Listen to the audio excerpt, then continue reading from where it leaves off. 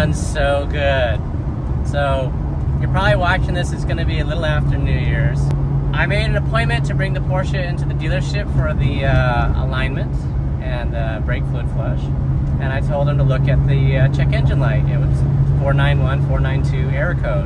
I'm really happy I didn't torture myself throwing a bunch of parts at the car, because I don't know how to diagnose the cold start and emissions. That's just not my forte. It was the little valve. Even though the valve clicks, it wasn't opening. So remember, in another video, I checked the cold air injection pump, and I checked the valve that opens for the cold air injection, and the valve wasn't opening. So cold start wasn't running right. It threw a cold start error code. And now check engine light is gone. Car's been aligned. I had a complete brake fluid flush done on the car, and yeah, it drives perfect. It actually, some ways, like going on speed at the highway, handles a little better than my 997 as far as it feeling very sure-footed in the front. It's a very planted car. New tires, new shocks, new suspension in the front, new wheel bearings, new brakes. Now the brake feels much better. So yeah, now the car is ready for race. I'm gonna get it pre-inspected. Racing is next month, and yeah, so it runs so good. When I get home, I'll pull out the receipt and I'll tell you what I paid, what the name of the part was, and the part number. So it's very curious that both my black Porsches have had the identical error code, and I didn't even want to torture myself this time because I spent a lot of time and effort on the last one.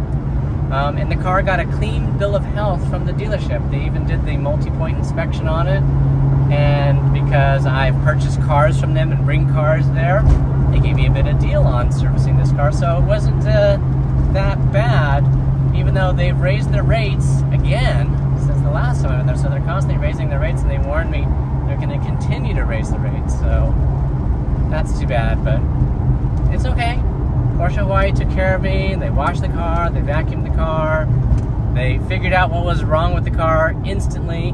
They also squeezed me in. Now, as far as scheduling, that's not a big deal, but originally when I called them up, they're like, oh, you're gonna have to wait 3 weeks, and I was like, ooh. And then he's like, you want me to see if there's a cancellation? He called me back the next day, said, hey, we got a cancellation. I brought the car in, spent the night over there. They figured out what was wrong with it, ordered the part, did fix the cold start the next day, and now it just runs perfect. I mean, like, it's hard not to get a speeding ticket in this car. It runs so good. So when I get home, let me whip out the receipt and I'll explain to you what was done. Oh man, the car drove so good.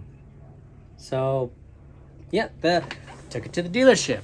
I gave up. I wanted it done fast. I wanted it done right. And certain things I didn't want to mess with because I have limited skills. Happy New Year. No? Oh, well, they're shooting aerials in my neighborhood. I'll make another video about that. Or you can look at what happened last year. Oh, there was New Year's. See, they gave my car a clean bill of health, which is really cool. They registered the car to me in their system. So Porsche USA said, hey, you have another car in your garage. Yes, I do. Why, thank you. And then the multi-point inspection. So let's see, what was wrong with the car again? I think I said it like 50 times, but the check engine light came on, and when I ran the diagnostics through my durometric, it said 491, 492, uneven cold start values, or cold start out of value.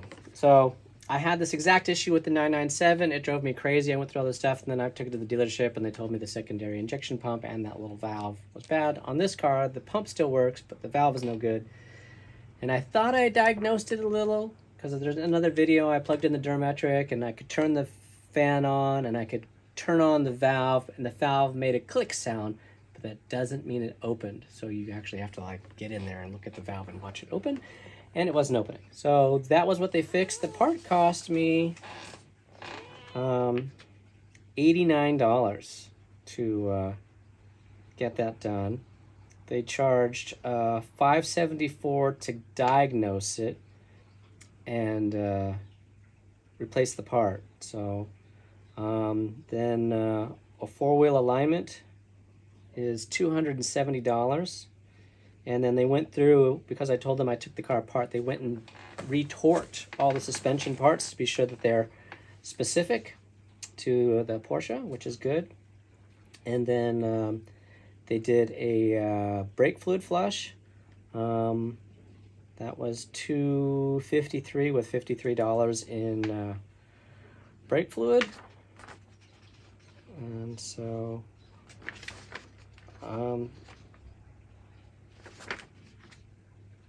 let's see, labor amount 1,024, that's 5 hours of labor.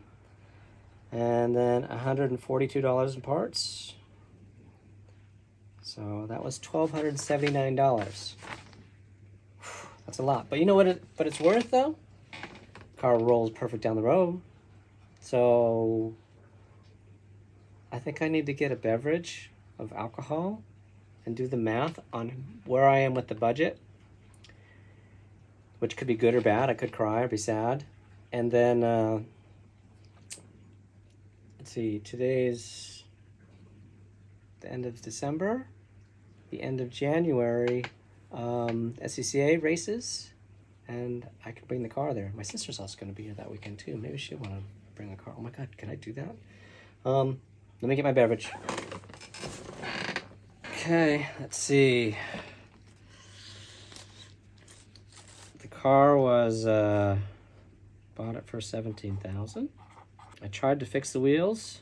That was a waste of $1,000. Then new wheels. That was $1,000. Then new tires. New top. We'll round down. It was a little over $4,000 because I rounded up a little on some of these other things, but small dollar amounts. Fixed wheels, new tires, new top, and then that's $1,300 today for brake flush and check engine light. Okay, and then I just bought all new suspension and parts for the car. That was $1,700. I paid Elliot $600. I put on all new pads for the car, and I think I got a screaming deal at them at the AutoZone. Must have been about 150 bucks. Am I missing anything? Because I'm not gonna count tax, registration, insurance, gas, that doesn't count. Yeah, right? Where's my calculator? Where are we at?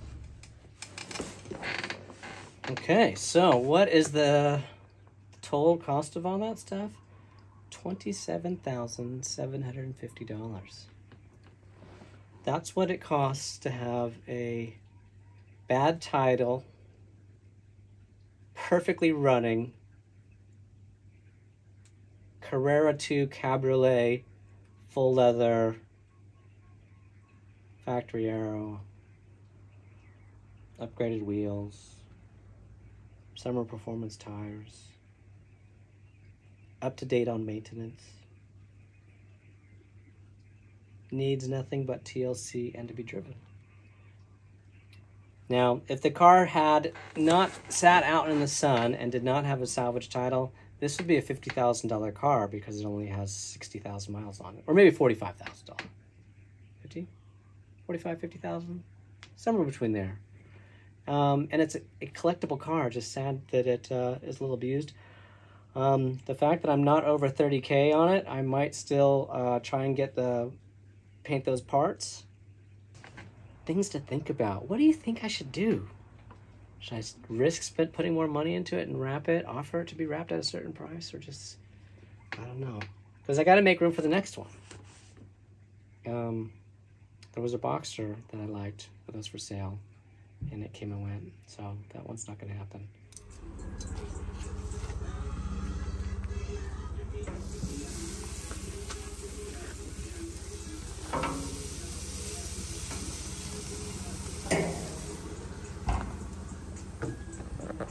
Oh yeah, it's a good day, man. Car drove good, life was good, went to the beach. Oh.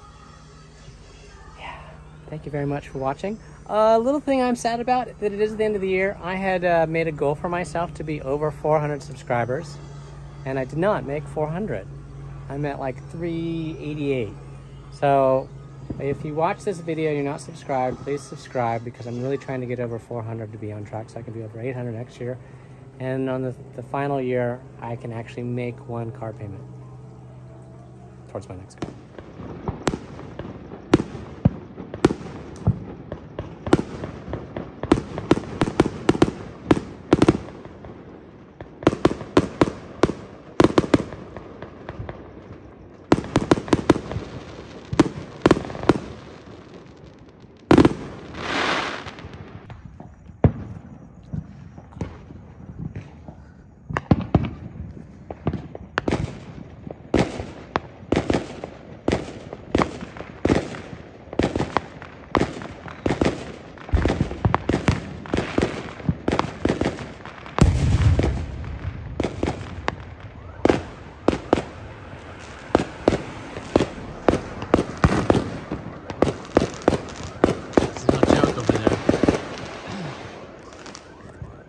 Happy New Year. This is what it's like in my neighborhood.